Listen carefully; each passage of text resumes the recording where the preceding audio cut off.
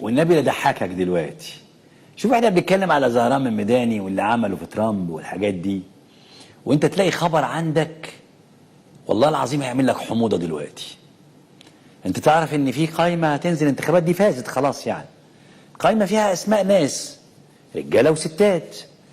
القائمه كل واحد نازل عنده واحد احتياطي في حاله مات مثلا اللي نجح ده. ما هو ما فيش انتخابات، اللي موجود ده اللي جه في القائمه نجح خلاص دلوقتي قبل ما تروح انت الانتخابات واللجان.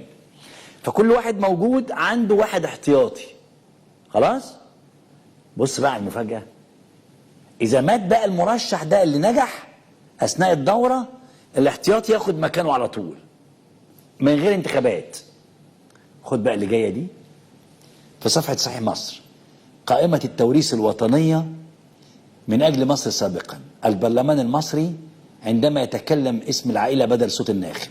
4 وزراء يرشحون ابنائهم على المقاعد الاحتياطيه، ابرزهم لجين عصام الجزار وآية محمود شعراوي. مصطفى بكري وبالعينين يرشحان نجليهما للمقاعد الاحتياطي. شايف؟ يعني دلوقتي مصطفى بكري لو ربنا افتكره ابنه على طول يخش مكانه.